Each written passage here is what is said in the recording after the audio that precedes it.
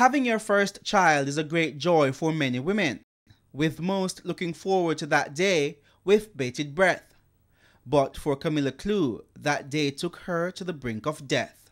Slightly injured in a fracas between her brothers, Camilla was taken to the Victoria Jubilee Hospital after complaining of slight pains in her side. While at the hospital, the first-time mother was told that her baby would have to be delivered 3 months earlier than scheduled. However, something went terribly wrong. The doctor said that during the operation, there was a little incident that took place. The oxygen connection dislodged while they were operating on her, and they didn't realize that she wasn't getting oxygen at all during the operation. So she literally died on them and they pumped her back alive. That was the argument that they gave, 3 of us.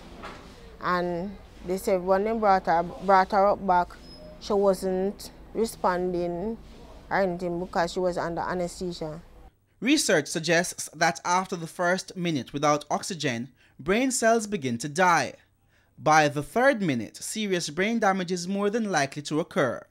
By 10 minutes without oxygen, many brain cells have died and the patient is unlikely to recover. If an individual remains without oxygen for 15 minutes, the brain damage is usually irreversible, making recovery virtually impossible. Camilla Clue's family contends that she was without oxygen for some 17 minutes before action was taken. Sophia says as the family pushed for answers, the hospital appeared to be trying to hide something. We called a family meeting, which I myself and my niece, that we are the only person who could reach her at the time.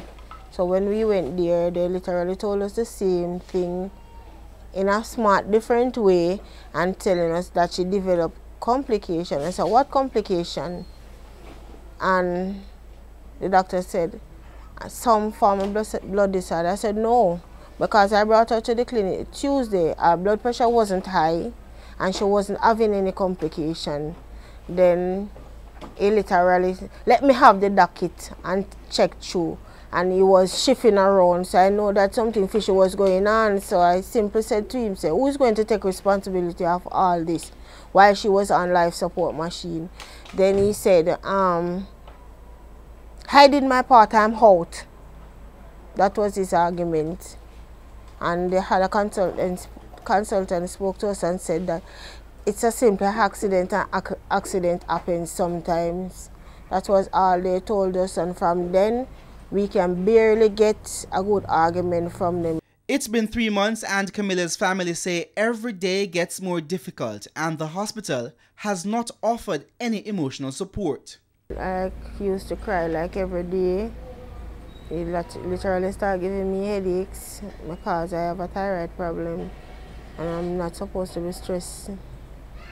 But I couldn't help it because I couldn't, for knowing that she was normal, she wasn't having any difficulty, and seeing her in the situation that she is, can't move.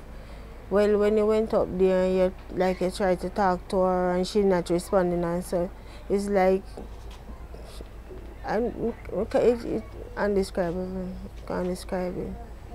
Taking care of the baby while worrying about her niece has taken its toll. It is very hectic, very, very hectic, tiring. As I see my eyes, they are all swollen.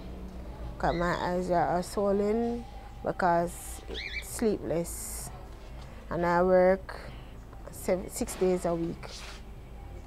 So sometimes I cry and I ask God, so what did I do?